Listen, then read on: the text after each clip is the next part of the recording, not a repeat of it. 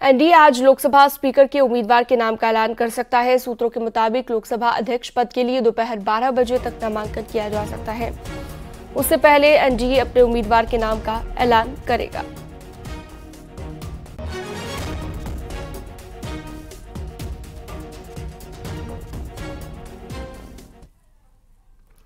अठारहवीं लोकसभा के पहले संसद सत्र में सांसदों का शपथ ग्रहण आज भी होगा और आज अखिलेश यादव, राहुल गांधी समेत यूपी के सांसद शपथ लेंगे। साथ ही आज उत्तराखंड के सांसद भी शपथ लेने वाले हैं और कल 266 सांसदों ने शपथ ग्रहण की थी। तो बाकी के बचे हुए सांसद आज शपथ ग्रहण करेंगे। राहुल गांधी, अखिलेश यादव भी इसमें शामिल हैं और यूपी के सांसद भी आज शपथ लेने वाले हैं।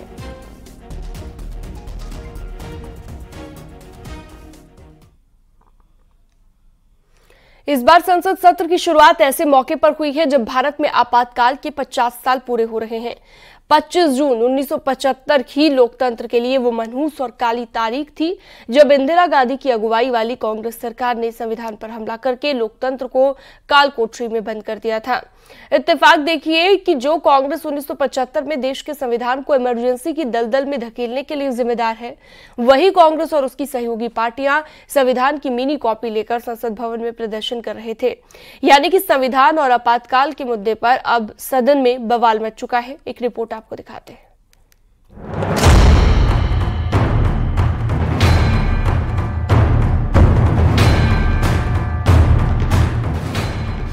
कल 25 जून को भारत के लोकतंत्र में जो काला धब्बा लगा था, उसके 50 वर्ष हो रहे हैं।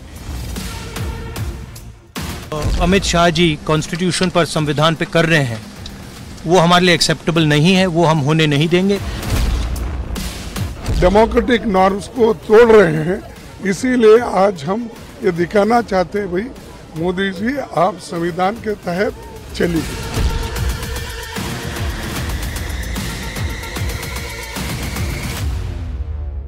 लोकतंत्र के मंदिर में सांसदों के शपथ ग्रहण से सत्र की शुरुआत हो चुकी है। लगातार तीसरी बार नरेंद्र मोदी लोकसभा सदस्य के रूप में शपथ ले चुके हैं और इसी के साथ वो विपक्ष को नसीहत भी दे चुके हैं। मैं नरेंद्र दामोदर दास मोदी, जो लोकसभा का सदस्य निर्वाचित हुआ हूं। एक तरफ पीएम मोदी आपातकाल का जिक्र करते हुए विपक्षी सांसदों को नसीहत दे रहे थे, तो दूसरी तरफ सदन में संग्राम का ट्रेलर भी दिखने लगा। 18वीं लोकसभा के फर्स्ट डे फर्स्ट शो में विपक्षी सांसद संविधान की कॉपी के साथ सदन के बाहर प्रदर्शन करते नजर आए।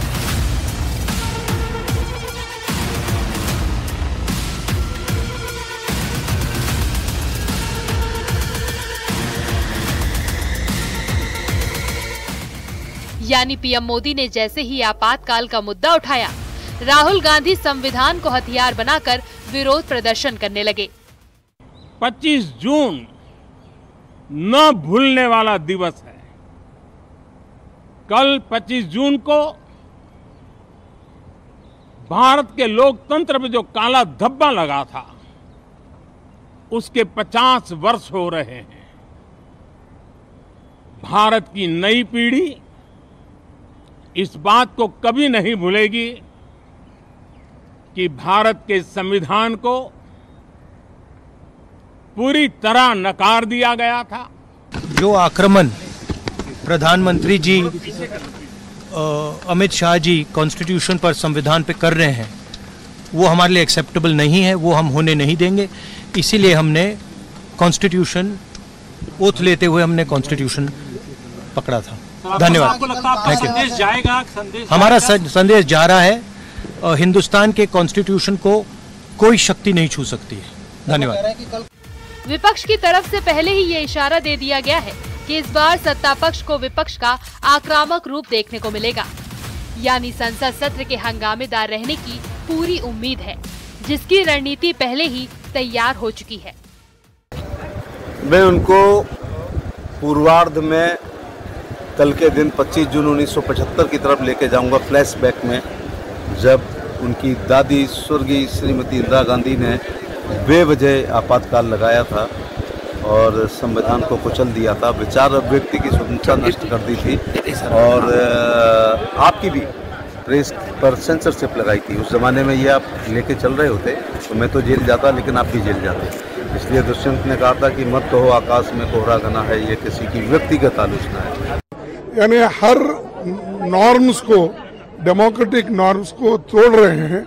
इसीलिए आज हम ये दिखाना चाहते हैं, भाई मोदी जी आप संविधान के तहत चलिए।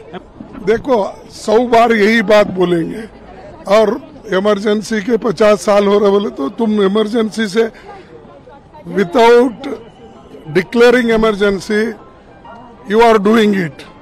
इसीलिए हर बार वही बात बोल के आप कितने दिन ऐसा ही अपनी हुकूमत करना चाहते हैं। दरअसल लोकसभा चुनाव के बाद से ही विपक्ष लगातार अपनी सक्रियता दिखा रहा है। खास तौर से राहुल गांधी, अखिलेश यादव, ममता बनर्जी के अलावा आरजेडी और आप नेता एनडीए सरकार पर निशाना साधने का कोई भी मौका नहीं छोड़ रहे हैं और उन मुद्दों का भी जिक्र कर रहे हैं जिसके दम पर सदन में सरकार को घेरने की तैयारी है। संसद में विपक्ष के मुद्दे यानी नीट में गड़बड़ी, पेपर लीक, प्रोटेम स्पीकर के साथ अग्निवीर योजना और शेयर मार्केट में उतार चढ़ाव के साथ आपराधिक कानून, ये वो मुद्दे हैं जिसका तोड़ निकालने के लिए एनडीए सरकार भी पूरी तरह से तैयार है। यानी जो तस्वीर सदन में पिछले 10 सालों में नहीं दिखी, अब वही तस्वीर आपको अगले कुछ दिनों में दिखने वाली है, जिसका ट्रेलर आज रिलीज हो चुका है। Bureau report, news 18।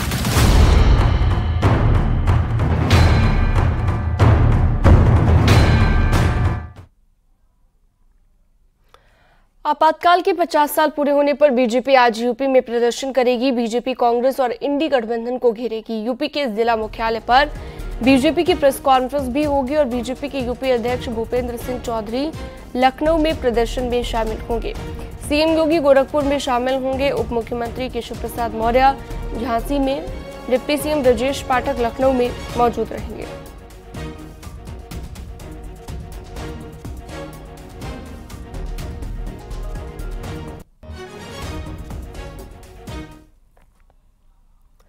उन्नाव में बेकाबू ट्रक ने मासूम को रौंद दिया और इस घटना के बाद आसपास इलाके में हड़कंप मच गया।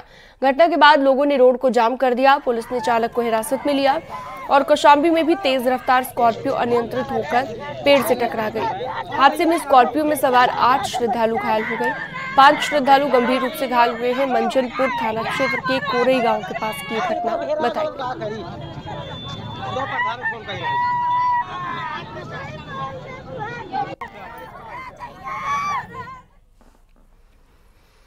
कन्नौज में कथा का प्रसाद खाने से 21 श्रद्धालुओं की हालत बिगड़ गई। सभी को अस्पताल में भर्ती कराया गया। मामला शिबरामऊ कोतवाली क्षेत्र के जयसिंह नगला गांव का है, जहां पर कथा चल रही थी। पूजा के बाद प्रसाद श्रद्धालुओं को परोसा गया। प्रसाद ग्रहण करने के बाद 21 लोगों के पेट में तेज दर्द और उल्टी की शिकायत शुरू हो गई।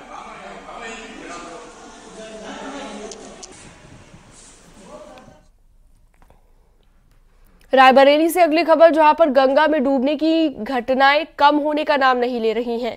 ताजा मामला शिवपुरी घाट का है। शिवपुरी गंगा घाट का, जहां पर एक शख्स नदी में डूब गया। दरअसल 3 दोस्त नहाने के लिए गए थे। 3 युवक डूबने लगे, तभी पुलिस को सूचना दी गई और 2 लोगों को बचा लिया गया, जबकि एक शख्स डूब गया। कड़ी मशक्कत के बाद युवक के शव को निकाला जा सका।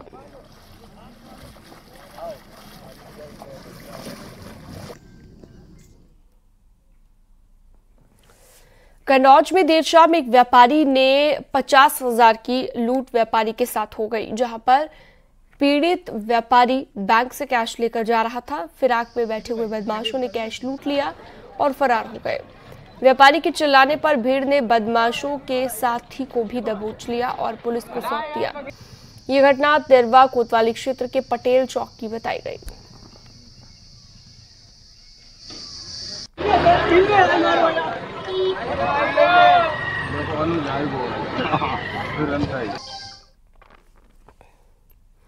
और अब बात लुटेरी दुल्हन की। मुजफ्फरनगर में लुटेरी दुल्हन की करतूत सामने आई। HIV पॉजिटिव होने की बात छुपाकर लुटेरी दुल्हन तकरीबन 5 लोगों को लूट चुकी है। जब ये बात प्रशासन को पता चली तो उन पीड़ित लोगों की तलाश की जा रही है जो इसका शिकार हो चुके हैं। दरअसल शिकायत मिलने के बाद पुलिस ने गैंग के 7 लोगों को गिरफ्तार किया है। जेल जाने के बाद शातिर दुल्हन ने खुद को HIV पॉजिटिव बताकर प्रशासन को सकते में डाल दिया, जिसके बाद स्वास्थ्य विभाग ने चेकअप कराया तो युवती पॉजिटिव पाई गई।